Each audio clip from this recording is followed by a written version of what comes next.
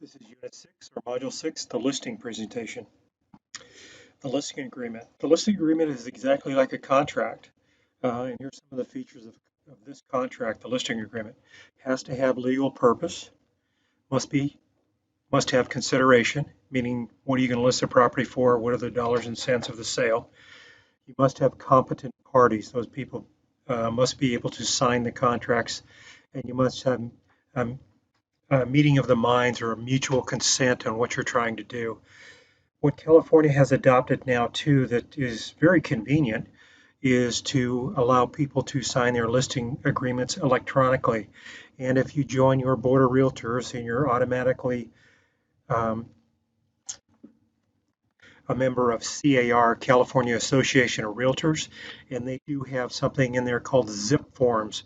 So you can actually go into zip forms, fill out your listing agreement, and then email it for electronic signatures to your party. So you'll get a notification of that. You'll sign it also. Your broker will sign it, and also your client.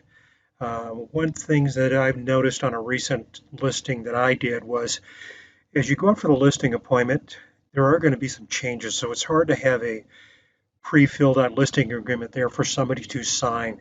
So it was very convenient for us to have a discussion and make comments on the listing agreement itself, in particular, say the list price. Then to go back to the office, make all the changes, and then send that out for signature on what we had agreed upon. Once again, as far as the listing agreement too, it has to be in writing, just like almost 100% of documents done in real estate, with the exception of leases that are under a year in duration. So over a year, that lease has to be in writing also. In addition to, on the listing agreement, there has to be a specified termination date. There are different types of listings. Some of these, I'll be honest with you, you'll never use or never see, one of them being an open listing, which means many brokers um, can be the selling agent on that property. And as they bring in the procuring cause or the buyer, then they'll get paid on that listing. There can be a net listing. Say, for example, somebody says, I have to sell my home for 400,000, and you can make anything in addition to. So if you sell the home for over 400,000, that would include your expenses and your commission, and that's a net listing. We'll talk about some of the issues with a net listing also. There's also an exclusive agency listing, which has no guarantee of commission, meaning somebody else could sell the house and earn the listing. Here's the listing that you'll use because you want to get paid if you list the property. The exclusive authorization and right to sell. This entitles the agent of a commission if anybody sells it. Somebody else brings in the buyer, you still get paid a commission. Um, You can also have what's called a buyer broker agreement, which is an exclusive authorization to represent the buyer. And we'll talk about those services in a couple of slides. And you can, with this buyer agreement, have an exclusive or right to sell, meaning that if you bring the buyer in, if you have an agreement signed by the buyer, they can't owe you a commission, even though somebody else represents them and sells the property. We'll talk about that a little later.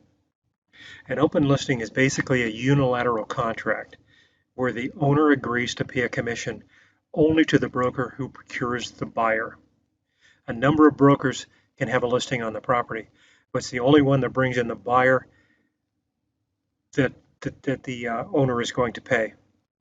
Problems can arise by determining who is the procuring cause, who is the listing broker, who sold it, who is entitled to get paid. So there are some issues with open listings. This is not common, and most brokers do not do open listings. A net listing is also not very common. A net listing basically sets a price that the seller needs to make. And if the broker sells in excess of that price, then those gains go to the broker. So say, for example, you have somebody that's selling a home for 400,000 and the broker sells the house for 500,000 and this is a net listing. Well, the seller gets 400,000 and the broker gets 100,000. In which case, herein lies the problem of a net listing. There are many times using a net listing that the seller feels like he's been taken advantage. So the seller believes he may be taken advantage of by the expertise and knowledge of real estate that he doesn't have, and the broker took advantage of him and made too much money. So that's the issue with net listings. They're almost, in fact, I've never seen one in use. The exclusive agency agreement does not guarantee a commission. If the owner agrees to list with an agent,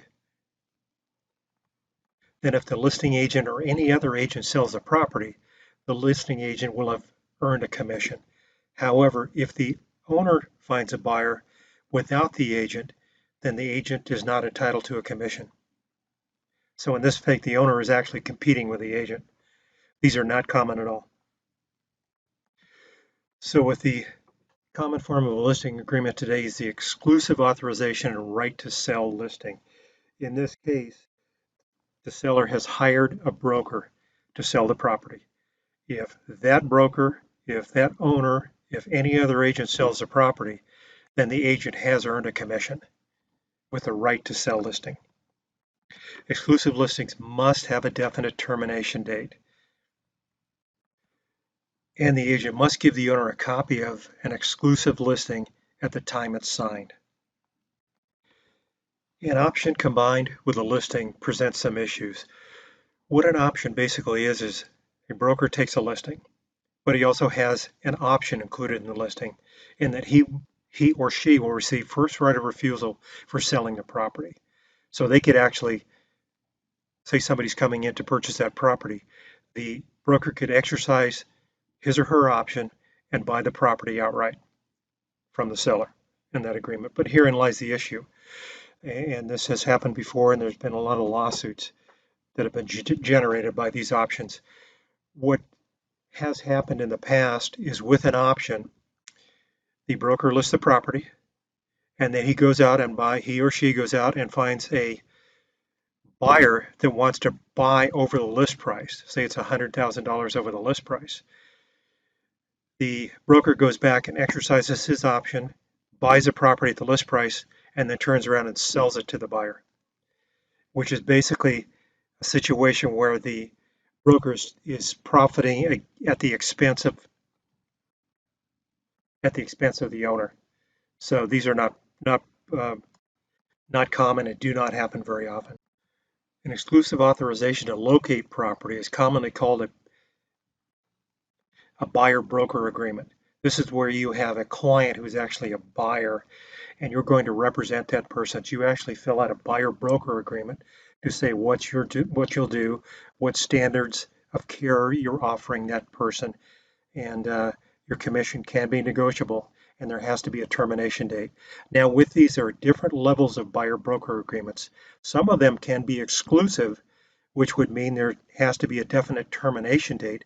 It also means that they're exclusive if somebody else goes out and sells them a property using another agent to buy as a seller's agent, selling agent, then you would be owed a commission also. I'll give you an example of how this could happen. You sign a buyer-broker agreement with somebody, and you're out showing this person every weekend all the available listings that meet their desires for their dream home. But then one weekend you're busy, you can't go out and show them property. They stop by a new home sale track and actually fill out a contract to purchase that home. Well, in a standard buyer broker, if you're just representing that buyer without a buyer broker agreement, you're out. The commission goes to the new home sales agent. So that's why you would want a buyer broker agreement, to make sure that you have a mutual knowledge that you're not doing this for free, that you're an agent and you intend to get paid, whether you sell the property or somebody else does. Now, what people should know too about new home sales, if somebody wants to purchase in a new home subdivision, what the agent should do is find out if their client is interested in a new home, and if they are, where and what properties they're looking at. And prior to going to visit, the agent should go to that new home sale office and register their client. That way, if they go up and purchase even without you, with that registration, you'll get a commission. When you're going to your listing appointment, make sure to be prepared to explain all terms of the residential listing agreement to the owners. This is really important. I don't think you'll get somebody to sign one if you just talk over the phone and then email or send one out for e-signature to somebody as far as a listing. You need to be prepared to tell them the process of what the listing agreement entails and how to sell the house. You should also go over the mandatory disclosures that will come up and talk about the mandatory disclosures with your owner prior to the listing agreement so they understand what's going on. And you should also reaffirm that you are an agent and you will guide them through the process. And one of those disclosures you'll sign will be the agency agreement, which will let the owner know your responsibilities and also down the road on the contract how much you're going to make on the deal because it will disclose the commissions. You really need to pay close attention to the listing details to ensure a smooth transaction. 80% of the transaction is straight preparation and making sure that you have all the forms necessary to go through the listing and all the disclosures ready to make sure that the seller understands what they're getting into when they list a property with you. And make sure you identify the dates on all the disclosures because they have to be initiated within those time frames set on the contract. If they're not, then you may have extended their contingency period, meaning if you don't get the transfer disclosure into somebody on the date and the transfer disclosure comes in late, then that time frame for the transfer disclosure is now set from the time they receive the transfer disclosure and gives you time too. Maybe your buyer wants to cancel. They can cancel, no harm, no foul, even though they're past their 17-day contingency period. So this is very intricate and has to be followed in great detail. And what many good agents do is they hire a TC or a transaction coordinator. They'll help them with all the documents and the time frames to make sure everything is done on time and done properly and is prepared and smooth. First thing to do and present when you get to the listing appointment is you want to bring comparable sales in there. And you can get comparable sales from title companies or more likely from the multiple listing service. You can pull out recently sold comps, pending sales, and active sales in the areas to have information. And then with that too, you can do your value adjustments and compare different properties based upon bedrooms, baths, or square footage. You should also bring a preliminary title report on the property because that will show liens, clouds, encumbrances, and easements on that property that the seller can look at and make sure they understand if there are any clouds on title to that property as they enter the transaction. Once again, it's pretty easy to get a CMA and get comparable sales. It's important that you join your board of realtors and get access to the multiple listing service, and that way you can use other software too to pull your comps out. You can pull them off directly by going and doing specific searches. You can also put in an address and use something called a cloud CMA that will pull out properties in that area and focus mainly on closed comparable sales, and then print you something off that is a CMA, and it'll be branded in your name also, so you can just present it to the seller. In our case, when you do your project, I expect you to use something like Prezi or PowerPoint. So a little bit simpler, but we'll go over some of the specifics of your project later on. Before you're meeting with a seller for the listing appointment, make sure to drive by current and expired listings and also pending or active listings in the area to make sure you understand the farm and where your seller's coming from. And with that, you'll understand what your suggested list price may be. Make sure and make notes on the properties. Take photos. Look specifically at some of the MLS listings and find out if they have those comparables have had any upgrades to them. Do they have new bedrooms, new bathrooms, remodeled kitchen? So remember, do your research when you go into your listing appointment. Your seller's going to identify that you're an expert in that farm area. So at your appointment, what you're going to want to bring is your CMA, your comparative market analysis, an estimated seller's proceeds, which is a net sheet. And there's a lot of simple software you can use to do that. And make sure and go out, if you're going to enter fees for escrow and title, ask your escrow and title agents what their fees are. So you can put that accurately into your information. Then move on to your listing presentation and explain the listing form and of course its termination dates. And by all means, try to get the seller's signature closed and just say, are you ready to list? Let's get your property on the market. Let's sign our listing agreement. Or if you've got scribbles and scratches all over the listing form that you brought, go back to the office, clean it up through zip forms, and then send it back out for an e-signature. Here's some points when you go into your listing appointment. Make sure you go in and feel comfortable. You can feel confident, but feel comfortable, not threatening, and try to have a nice, educated conversation with the seller. Let them know you appreciate the property and any of the owner improvements, and let them know that that is a positive when trying to sell their home. If you're talking about price, you should be able to justify recommendations to the price, because number one, you just drove by the active listings in the area, the closed comps, and the expired listings. So you know the property and you know what's sold, and you have knowledge of the farm area.